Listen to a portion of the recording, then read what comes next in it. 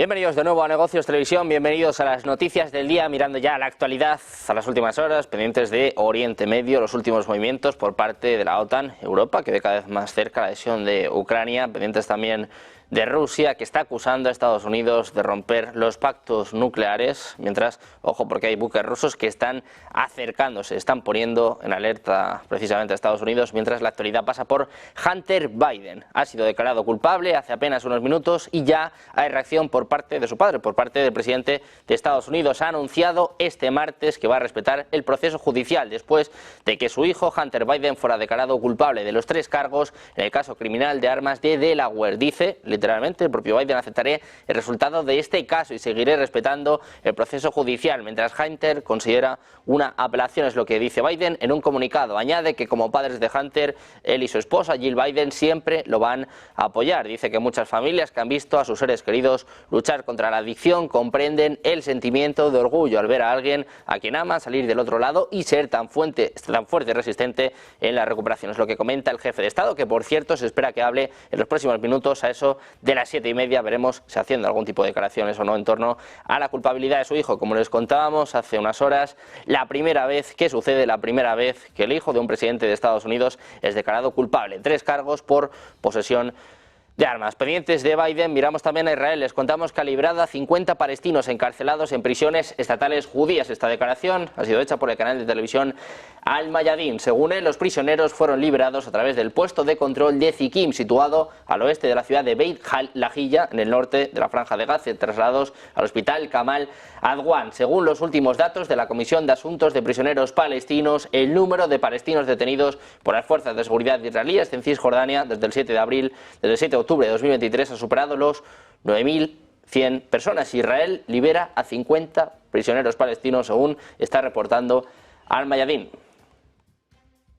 Miramos también a un funcionario del gobierno israelí. Dice que la propuesta de Gaza permite a Israel lograr objetivos de guerra. Un funcionario del gobierno israelí está apuntando este martes que la última propuesta de Gaza permitiría a Israel lograr todos los objetivos que necesita antes de poder poner fin a la guerra. Añade que si Israel no pone fin a la guerra antes de lograr todos sus objetivos bélicos, no podría destruir las capacidades militares y también de gobierno de Hamas, liberando a los rehenes y garantizando que Gaza no represente una amenaza para Israel en el futuro. Es lo que apuntaba este funcionario a la agencia Reuters, que pidió, eso sí, no ser identificado. Dice que la propuesta presentada permite a Israel alcanzar todos los objetivos y que de hecho lo va a conseguir. Pendientes también del secretario de Estado de Estados Unidos, Antony Blinken. Dice que el primer ministro Benjamin Netanyahu había reafirmado su compromiso con una propuesta de alto el fuego en Gaza durante su reunión de ayer en Jerusalén. Dice Blinken que anoche se reunió con Netanyahu y que reafirmó su compromiso con la propuesta, agregando que la bienvenida de Hamas a una votación de la ONU sobre la resolución de alto el fuego redactada por Estados Unidos es una señal esperanzadora. Por su parte, el alto representante de Hamas, Osama Hamdan, ha afirmado este martes que la presencia del secretario de Estado de Estados Unidos, Antony Blinken, está obstaculizando el proceso hacia un acuerdo de alto el fuego entre Hamas e Israel. Dice que Blinken es uno de los obstáculos para llegar a un acuerdo porque actúa únicamente según los deseos de Israel. Añade que el problema en toda la situación es la postura de Estados Unidos y que Blinken necesita ser más preciso, al tiempo que enfatiza que los intentos de presionar a los mediadores no van a cambiar la posición de Hamas. El propio Blinken aseguraba el compromiso de Netanyahu. Además, decía que la propuesta presentada por Estados Unidos y aprobada por el Consejo de Seguridad de las Naciones Unidas podría ser un paso esperanzador en el caso de que Hamas termine también aprobándola.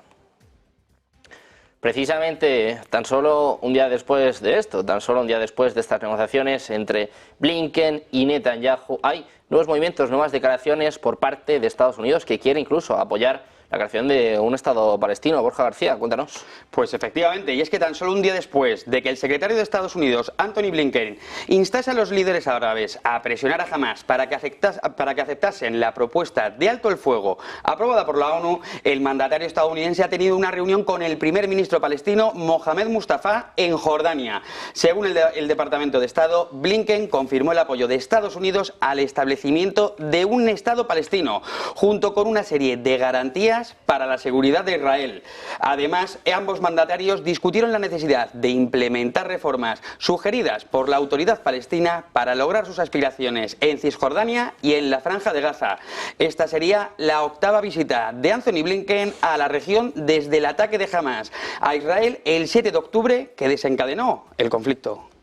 También hay noticias por parte de Sullivan, ¿no? También está hablando en este sentido, el asesor de seguridad nacional de la Casa Blanca. Efectivamente, y es que el asesor de seguridad de Estados Unidos, Jake Sullivan, aseguró este mismo martes que Joe Biden está preparado para tomar acciones frente a la agresión iraní. Además añadió que Estados Unidos está tratando de ahogar el apoyo de Irán a Hamás en la Franja de Gaza. Con todo, Sullivan ha reafirmado el apoyo de la Casa Blanca a Israel para rescatar a los rehenes retenidos por Hamás.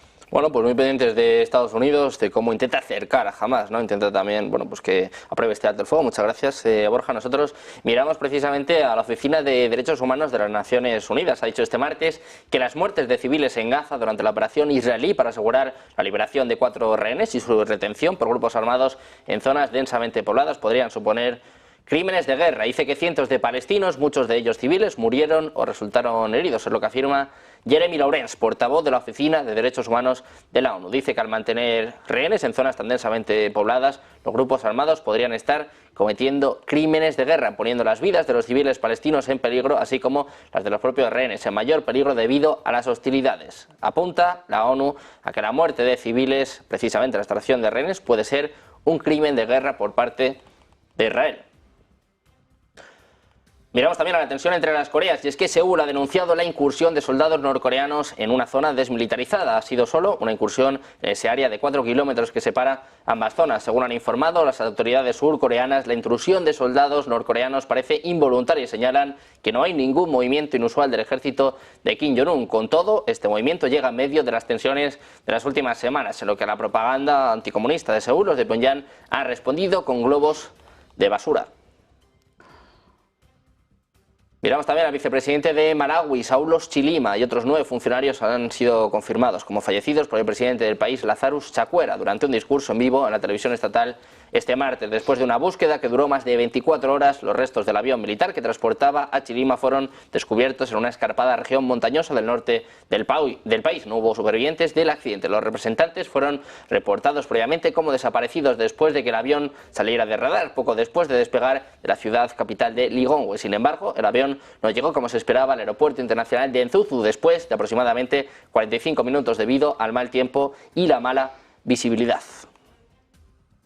Pendientes también de Francia, y es que el Palacio del Elíseo ha negado hoy los informes de los medios que sugerían que el presidente Emmanuel Macron podría dimitir. Es lo que informaba este martes la emisora francesa Europe 1, citando a la oficina presidencial. Esta mañana la emisora informó de que el presidente había discutido la dimisión con uno de sus interlocutores en las últimas semanas. De hecho, afirmaban que el jefe de Estado de 46 años estaría dispuesto a sacrificar el final de su mandato de 5 años. Más tarde se esperaba que el propio presidente francés celebrara su primera sesión informativa después de que disolviera la Asamblea Nacional y convocara elecciones anticipadas el 30 de junio y el 7 de julio, después de una derrota sin paliativos de su partido en las elecciones parlamentarias europeas. En Francia continúan las reacciones a las elecciones europeas que desembocaban en el anuncio por parte de Macron de adelantar las elecciones ante la victoria de Le Pen. La izquierda plantea una coalición, una alternativa de ruptura social y ecológica frente a Macron y Le Pen. Francia insumisa, los socialistas, los verdes y los comunistas han coincidido en la necesidad de presentar una candidatura única. De momento no hay nada cerrado, pero se comprometen a hablar para intentar presentar una iniciativa conjunta para las elecciones adelantadas. Piden una movilización mientras los primeros sondeos conceden unos 235 asientos a Marine Le Pen en la Asamblea Nacional, que anoche confirmaba que busca apoyos para conseguir la mayoría parlamentaria. Precisamente sobre esto charlábamos hoy con Gustavo Ariste, que analizaba la figura precisamente de Marine Le Pen en Office Televisión. Escuchamos. Es una mujer que se ha movido de la derecha muy dura a una derecha nacionalista, conservadora, pero no tan conservadora. Marine Le Pen vive en pareja con su novio, no está casada. Marine Le Pen tiene en muchos cuadros de su partido a la gente que se declaran abiertamente gays. Es decir, no se puede medir por la misma estaca a todo el mundo. La izquierda siempre quiere demonizar a todo el mundo y ponerlos en el ellos frente a nosotros. Marine Le Pen ha suavizado su discurso respecto de Europa, ya no quiere sacar a Francia de Europa, ya nadie habla del Frantexit, por comentar el término.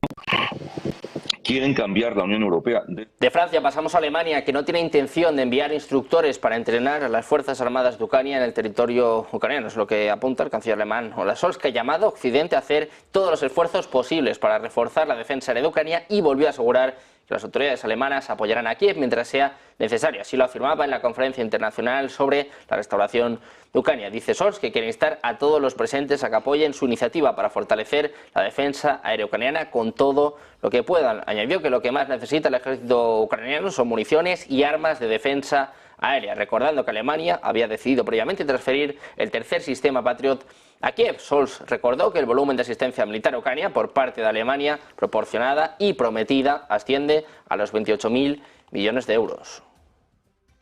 También miramos a Italia, y es que representantes de Estados Unidos y de Italia anunciaron este martes casi 1.000 millones de euros en ayudas a la recuperación de Ucrania en la conferencia de reconstrucción que se celebraba hoy en Berlín. Penny Pritzker, la representante especial de Washington para la recuperación económica de Ucrania, ha declarado que su gobierno va a destinar unos 824 millones de dólares para apoyar la infraestructura energética ucraniana, duramente golpeada por los ataques rusos. Dice que no es caridad. Además, también habló de que la guerra es una amenaza para Estados Unidos y sus aliados en Europa, también para nuestra forma de vida, seguridad económica y libertades. Pritzker explicó que su gobierno está trabajando en medidas para aportar garantías a la financiación bancaria de proyectos y en un sistema de reaseguro frente a los peligros, subrayando la importancia de apoyar en particular a las pymes y a la participación femenina. También miramos a Europa, y es que la Unión Europea va a iniciar las negociaciones sobre la admisión de Ucrania a finales de junio. Así lo afirmaba la jefa de la Comisión Europea, Ursula von der Leyen, en la conferencia sobre la restauración de Ucrania en Berlín. Dice von der Leyen que la Unión Europea debería comenzar las negociaciones sobre la admisión de Ucrania a finales de este mes. Anteriormente, Financial Times, citando fuentes en Bruselas, informaba de que las negociaciones comenzarían el 25 de junio. Se pospusieron desde marzo hasta las elecciones al Parlamento Europeo para no estropear los resultados de los partidos pro-ucranianos. Von der Leyen también hablaba de los activos rusos congelados. Se destinan para Ucrania. Lo escuchamos. At last year's recovery conference, I said we should transfer to Ukraine the proceeds of immobilized Russian assets.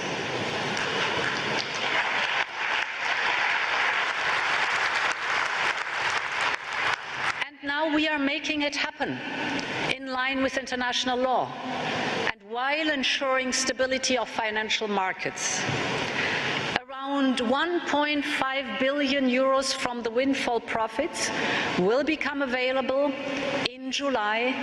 90% of these funds will go to defense, 10% to reconstruction, and later this week, the G7 summit, we will further discuss how Ukraine can benefit even quicker and even more from the proceeds of the immobilized Russian.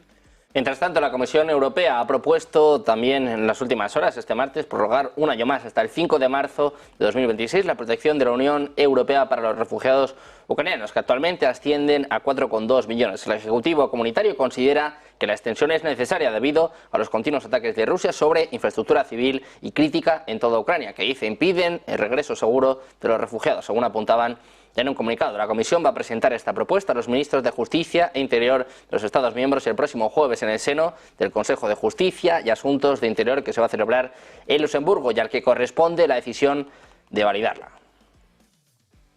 Pendientes también de la OTAN, del secretario general Jens Stoltenberg ha dicho este martes que la Alianza Atlántica está dispuesta a dar todo el apoyo necesario a Ucrania para ayudarla a ganar su guerra contra Rusia, pero dice que no se va a implicar directamente con medidas como la defensa antiaérea transfronteriza. Dice Stoltenberg que la OTAN y sus aliados han dejado claro desde el principio que están dispuestos a apoyar a Ucrania, es lo que decía en una rueda de prensa junto al presidente de Letonia. En este sentido, también ha hablado sobre la participación de la OTAN en el conflicto. Dice que no quieren formar parte. No sé si están a tiempo. Lo escuchamos.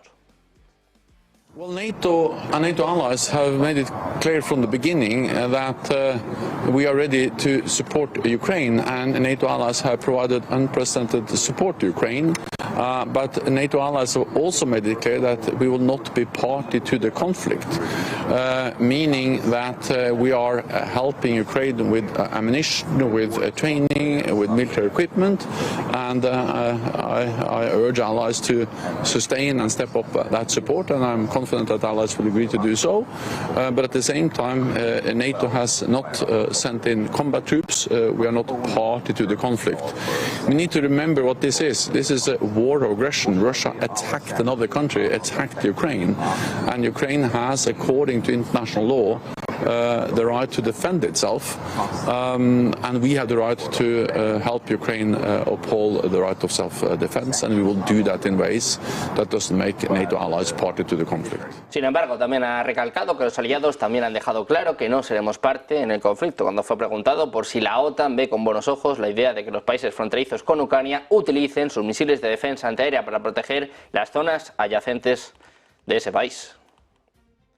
Pendientes de la OTAN, de su implicación en el conflicto, ojo, algunas peticiones, por ejemplo, por parte de Letonia, que pide que se levanten todas las restricciones. Hacemos una pausa, 2 minutos, y enseguida les contamos todo en Negocios Televisión.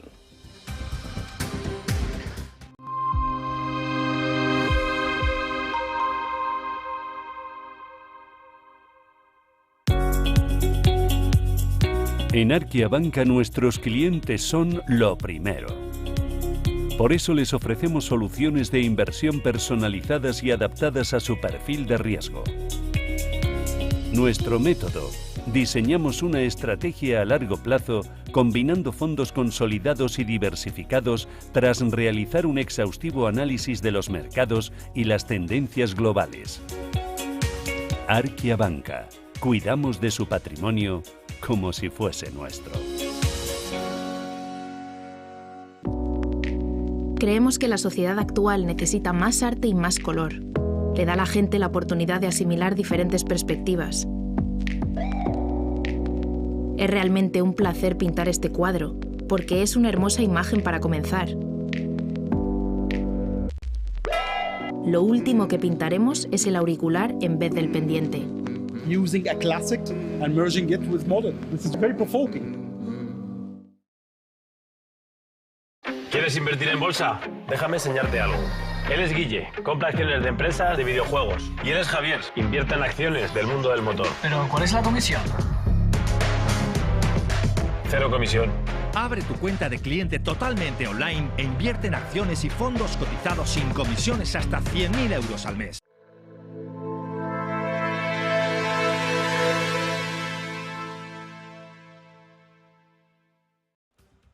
De vuelta a Negocios Televisión, pendientes de la OTAN, de la cumbre de julio, donde los países occidentales deberían levantar las restricciones al uso por parte de Ucrania de armas suministradas por ellos para atacar objetivos en territorio ruso. Esto es lo que está expresando el presidente letón Edgar Rinkēvičs en una entrevista con la publicación europea de Político. Según él, estas restricciones existentes al uso de armas occidentales por parte de Kiev no se basan en ningún enfoque racional o pragmático. Dice que deben eliminarse en la cumbre de la OTAN que se va a celebrar en Washington. Añade que todos entendemos que si realmente se quiere ganar la guerra se debe tener la oportunidad de atacar objetivos ubicados incluso en lo más profundo del territorio de la Federación Rusa, siempre que sean objetivos militares legítimos. Precisamente los presidentes de Rumanía, Polonia y Letonia están preocupados por lo que denominan actividades híbridas malignas en territorio de la OTAN, según afirman en una declaración hecha pública hoy martes, coincidiendo con la reunión del Grupo B9 de miembros orientales de la Alianza Militar en Riga. Según informa Reuters, dicen que las malignas actividades híbridas de Rusia en los países de la OTAN son una fuente de profunda preocupación, es lo que apuntan los presidentes de Rumanía, Polonia y Letonia en un comunicado. En este sentido, los países del flanco oriental de la OTAN dicen que Rusia está usando tácticas que van desde sabotaje y ciberataques hasta migración ilegal para desestabilizarlos debido a su apoyo a Ucrania. También miramos al Ministerio de Defensa finlandés. Ha dicho que ha iniciado una investigación alegando que un avión militar ruso entró en su espacio aéreo el lunes por la mañana. En este sentido, dicen que la violación se produjo sobre el Golfo de Finlandia cuando un avión de Moscú entró en el espacio aéreo finlandés durante unos 2 minutos y viajó cerca de 1,6 millas de profundidad, según alegan funcionarios finlandeses. Es la primera queja presentada por Finlandia contra Rusia desde que se unió a la OTAN la primavera pasada. Ojo, porque estos países comparten una frontera de 830 kilómetros. Mirando a Finlandia, de nuevo les contamos que ha realizado este martes su primer despliegue para la OTAN desde que se uniera a la alianza en abril de 2023, enviando 7 aviones de combate F-18 a una base militar en el sureste de Rumanía, donde llevaron a cabo misiones de protección aérea con los rumanos y con aviones británicos. Un comandante de la Fuerza Aérea finlandesa dijo que la misión ayudaría a acelerar la integración de Finlandia en la OTAN. Dice que están seguros de que durante esta misión mejorada de vigilancia aérea y protección aérea, su integración en la OTAN va a dar un paso adelante. Es lo que apuntaba Johan Antila, comandante del área finlandesa Karelia, a los soldados en la pista de la base Mihail Kogalniceanu, la base de la OTAN en Rumanía. Pendientes también de los F-16 son la obsesión de Zelensky durante meses, y el ejército de Ucrania dispone en la actualidad de una flota de aviones bastante escuálida, también bastante anticuada, con aparatos heredados de la Unión Soviética, muy por detrás de las capacidades rusas en cuanto a las aeronaves. Esta carencia también es clave y uno de los obstáculos más importantes a la hora de recuperar terreno frente a Rusia, que además saca a relucir sus cazas más modernos como el Sukhoi Su-35. Entre compromisos y confirmaciones, Ucrania podría recibir un total de 93 aparatos en los próximos años. Los primeros contratos se cumplen este mismo año. Queda por ver incluso si alguno se suministra este verano. A esta flota hay que añadir los Mirage 2000 que Macron anunció hace solo una semana. La cesión no tiene un número cerrado, aunque los analistas apuntan a 30 unidades. Esto supondría un salto para Ucrania y además una preocupación menos para la OTAN, que tiene confianza, espera que los F-16 puedan dar un vuelco a la situación en el conflicto ucraniano. Miramos también al Servicio de Inteligencia Policial danés. Ha informado este martes de la detención de una ciudadana rusa acusada de espiar en favor de los servicios secretos de Rusia e identificada como una de los pilares fundamentales de la comunidad rusa en Dinamarca. El PET ha emitido un comunicado en el que acusa a la detenida, residente en territorio danés, de permitir que un servicio de inteligencia extranjero operara en Dinamarca, incluso mediante actividades de influencia, según recoge la televisión pública DR. Al poco de conocerse la noticia, la embajada rusa ha exigido la liberación de la mujer y ha denunciado que su arresto se trata de una provocación descarada, encaminada a intimidar a la comunidad rusa en Dinamarca, según detalla el embajador Vladimir Barbin. Según informaciones del citado medio danés, la detenida podría estar vinculada también a un supuesto fondo estatal ruso que financia actividades de espionaje en el país. Cuenta, presuntamente, con numerosos agentes infiltrados e instituciones públicas, según está informando Europa Press. Pendientes también de Estados Unidos, volvemos a mirar a Hunter Biden, protagonista de las últimas horas, declarado culpable. Cuéntanos los detalles, Borja García, ¿qué tal? Pues muy bien.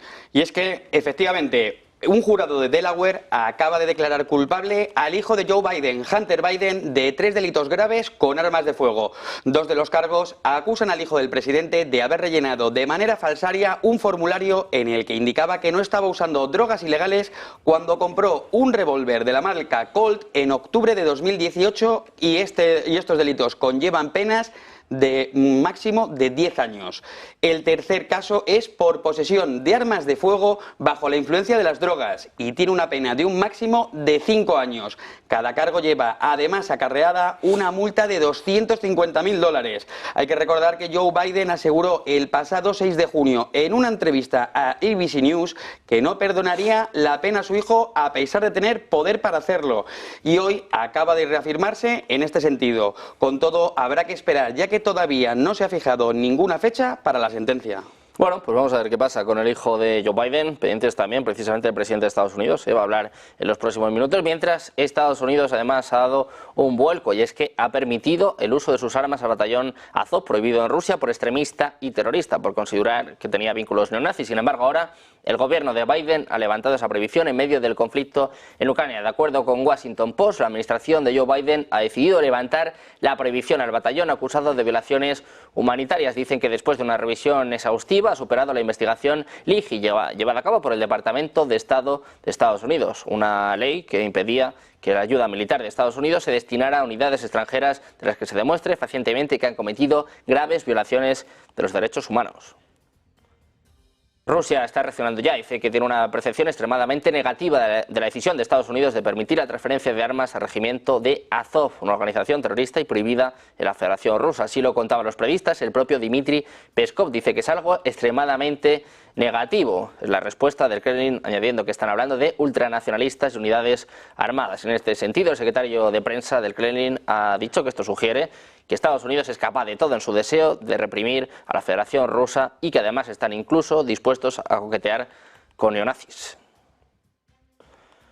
Pendientes también de los activos navales y aéreos estadounidenses que parecen estar siguiendo a los buques de guerra rusos que pasaron por la costa este de Florida en su camino hacia el puerto de Cuba, según revelaron datos de seguimiento marítimo y aéreo de fuente abierta. Los analistas de inteligencia de código abierto OSINT publicaron actualizaciones que muestran al buque guardacostas Sea Stone y varios destructores de la fragata de la Marina Real canadiense viajando hacia el sur por la costa de Florida, supuestamente siguiendo a los barcos rusos que se dirigían a Cuba. Por encima de ellos, al menos un P-8A Poseidón de la Marina de Estados Unidos parecía estar realizando vigilancia.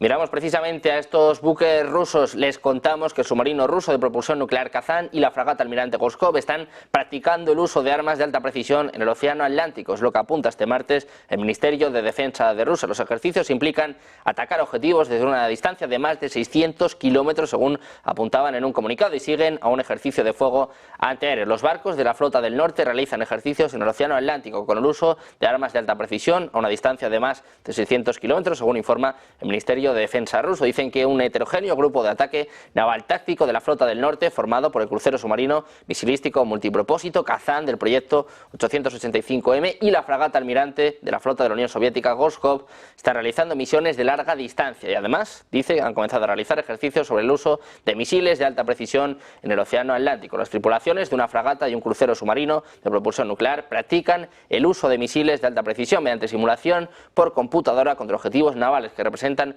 grupos navales del enemigo convencional y que se encuentran a una distancia de más de 600 kilómetros. Precisamente Rusia dice en las últimas horas que no forma parte de una alianza nuclear con China y Corea del Norte, por lo que sus arsenales nucleares deberían contarse por separado, es lo que dice el ministro de Exteriores ruso Sergei Lavrov después de la reunión ministerial de los BRICS. En cuanto a los arsenales de China y Corea del Norte y los arsenales estratégicos de Rusia, dice, no somos miembros de una alianza de ninguna manera. Es lo que apuntaba cuando se le preguntó si podrían resumirse sus arsenales nucleares. Según el máximo diplomático ruso, lo único que une a estos tres países es que han sido proclamados objetivos de la política agresiva de Estados Unidos y sus aliados. El Kremlin ha destacado este martes la importancia de los ejercicios nucleares tácticos, cuya segunda etapa comenzó horas atrás en medio de decisiones hostiles de países europeos y de Estados Unidos. Dice que estas provocaciones ocurren a diario, por lo que por supuesto este tipo de ejercicios y el mantenimiento de la preparación para el combate son muy importantes para nosotros, lo que apuntaba Peskov en su rueda de prensa diaria. Agregó que la tensa situación en el continente europeo se agrava con nuevas decisiones hostiles de las capitales europeas y de Washington sobre Rusia. Rusia, que sigue apuntando a Estados Unidos. El ministro de Asuntos Exteriores, Sergei Lavrov, dice que Estados Unidos ha socavado todas las ideas básicas que nos permitieron firmar el Tratado de Reducción de Armas Estratégicas. Dice ahora que toda la OTAN se ha unido contra Rusia cuando se trata de eso, y si se retoman las conversaciones de estabilidad estratégica tendríamos que tener en cuenta los arsenales nucleares tanto de Francia como de Reino Unido, que están en la primera fila de las actividades antirrusas de la OTAN. Rusia acusando a Estados Unidos de arruinar el Tratado de Armas Nucleares. Dice que ahora, claro, es más complicado. Ahora tendrían que mirar tanto a Francia como a Reino Unido. Miramos también a Ucrania. El presidente ucraniano ha calificado este martes de peligrosa la retórica prorrusa de los partidos de extrema derecha en Europa después de su avance electoral en las elecciones europeas. Dice Zelensky, es peligroso, no para Ucrania, porque ya estamos en la situación más peligrosa, estamos en guerra, pero los eslóganes radicales prorrusos son peligrosos para sus países, es lo que declara Zelensky durante una visita a Berlín. Miramos también a Estonia. Ha confirmado este martes que el país va a transferir a Ucrania los sistemas de misiles antiaéreos de corto alcance Mistral, incluidos lanzadores y misiles. Por razones de seguridad, la cantidad exacta de armas sigue sin revelarse. Sin embargo, el ministro de Defensa, Hannu Pekkur, ha destacado la cuidadosa planificación detrás de la ayuda y afirmó que la preparación combativa del país no se verá afectada. Esta medida se produce en medio de las advertencias de Rusia de que dichos suministros exacerban el conflicto. El propio Lavrov ha afirmado que los envíos de armas a Ucrania son objetivos legítimos. Miramos también al G7 y es que planean acordar la creación de un fondo especial al que se van a dirigir los activos rusos congelados, así lo informa la agencia Kyodo. Según sus palabras, los líderes del G7 esperan acordar la creación de dicho fondo en la cumbre que se va a celebrar en Italia del 13 al 15 de junio. El 20 de mayo, Financial Times, citando fuentes, informó que Estados Unidos está convenciendo a los países del G7 para que concedan a Ucrania un préstamo garantizado con ingresos de activos rusos. Si se aprueba, Kiev podría recibir 50.000 millones de dólares. Alemania, Italia, Francia y Japón se pusieron a este plan de Estados Unidos. Sin embargo, su actitud empezó a cambiar bajo la presión de Washington, que quiere acordar este plan en la cumbre del G7, incluir una disposición sobre el uso de los ingresos de los activos rusos en una declaración conjunta después de la reunión. Pendientes de Estados Unidos, también de Argentina, miramos un nuevo pacto con el FMI, nos lo cuenta nuestro compañero Borja García. Efectivamente, y es que el ministro de Economía, Luis Caputo, acaba de anunciar que el Fondo Monetario Internacional discutirá el desembolso de 800 millones de dólares a Argentina el próximo jueves. Además, el ministro añadió que este préstamo iniciará la negociación de un nuevo programa de gobierno. Hay que recordar que Luis Caputo definió la herencia recibida por el gobierno de Milei como un cáncer fiscal con metástasis monetaria y financiera, por lo que esta inyección de dinero puede ayudar a sanear la economía argentina en un periodo más corto de tiempo del que se habían marcado en un principio. Bueno, pues pendientes de Argentina, toda la actualidad nacional e internacional, no se vayan, ¿eh? Hacemos una pausa, unos minutos, enseguida de vuelta con toda la información en Negocios Televisión.